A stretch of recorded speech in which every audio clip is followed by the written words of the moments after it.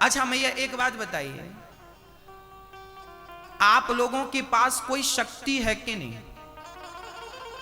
रावण शक्तिशाली था, राम जी शक्तिशाली थे, हनुमान जी शक्तिशाली थे। मैं आपसे पूछ रहा हूं कि आपके पास शक्तियां हैं कि नहीं? हां या ना जवाब दीजिए। हाँ मैया जी, आपके पास कोई शक्ति है? हाँ कि ना कि गोल गोल? हाँ, आपके पास कोई शक्ति है? नहीं है। दादाजी आप लोग बताइए, आपके पास कोई शक्तियां हैं? हाँ या ना? नहीं, ऐसा आप कह रहे हैं। देखिए आपका बुढ़ापा आ गया, पर सच्चाई यह है कि आज तक आपने अपने आप को नहीं पहचाना। आप मनुष्य हैं, मनुष्य पहचानिए अपने आप को।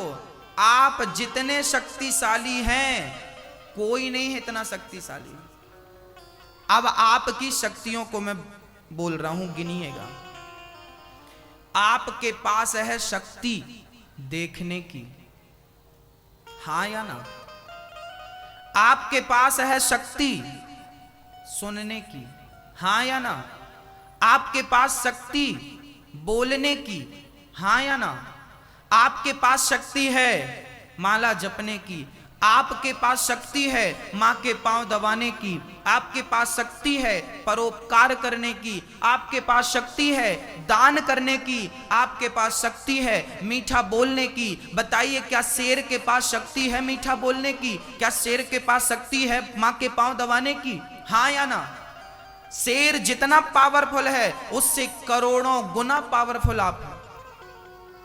लेकिन बुढ़ापा आएगा, मर जाओगे, आपको पता ही नहीं चलेगा कि आपके पास शक्तियां जो थीं वो किस लिए थी।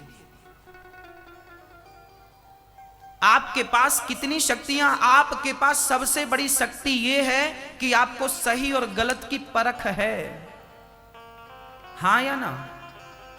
शेर को सही गलत की परख नहीं है, आपको कपड़े पहनने की परख है, क्या पहने क्या ना पहने। क्या शेर को ये है बुद्धि?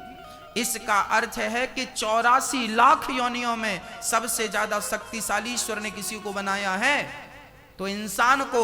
और मैं आपकी एक बहुत बड़ी शक्ति का उल्लेख करने जा रहा हूं, वर्णन करने जा रहा हूं कि आपके पास इतनी बड़ी शक्ति है कि आप उस शक्तिमान, उस परमपिता परमेश्वर को अपनी भक्ति की शक्ति के बल पर उसको सामने खड़ा कर सकते हैं। यह शक्ति आपके अंदर है। आप उस परमपिता परमात्मा को अपनी भक्ति की शक्ति के कारण अपनी आंखों के सामने खड़ा कर सकते हैं, प्रत्यक्ष, हां या ना? इतनी बड़ी शक्ति आपके पास है कि उस परमात्मा को आप प्रकट कर सकते हैं, फिर भी कह रहे हैं कि हम में कोई शक्ति नहीं।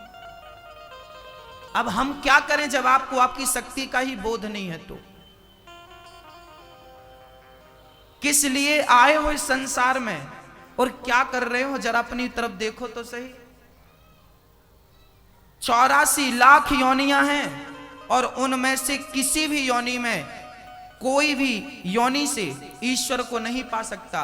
क्या शेर भगवान को पा सकता है? क्या गधा भगवान को पा सकता है? क्या कुत्ता भगवान को पा सकता है? क्या बिल्ली भगवान को पा सकती है? क्या मछली भगवान की कथा सुन सकती है? केवल आप ईश्वर को पाने की सामर्थ्यता रखते हैं।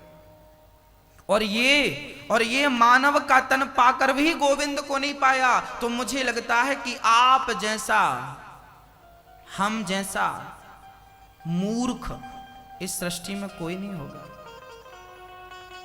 मानव का तन पाकर भी गोविंद को नहीं पाया तो क्या पाया भाई? हां,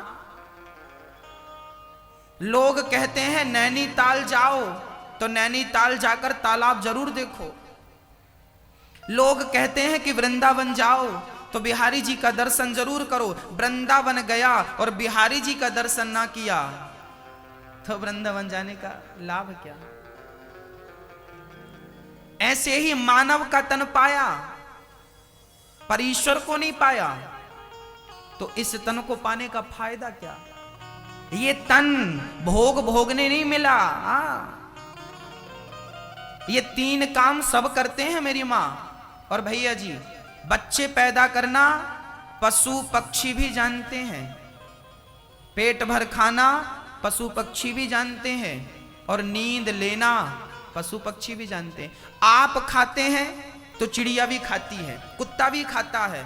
आप सोते हैं, चिड़िया भी सोती है, कुत्ता बिल्ली भी सोते हैं। आप बच्चे पैदा करते हैं तो कुत्ता बिल्ली भी बच्चे पैदा करते हैं। तो यही करने आए हो संसार में, बच्चे पैदा करने, सोने, खाने, ये सब कर रहे हैं। आप बस नहीं हैं अकेले, ये 3 काम सब कर रहे हैं, खाना, सोना, बच्चे पैदा करना। आप 4था काम करने आए हैं, ईश्वर की प्राप्ति। आप इस शरीर से, इस मुख से राम नाम जपिए, इन आंखों से गोविंद का दर्शन करिए, इन कानों से कथा सुनिए, यही इस मानव तन की सार्थकता है।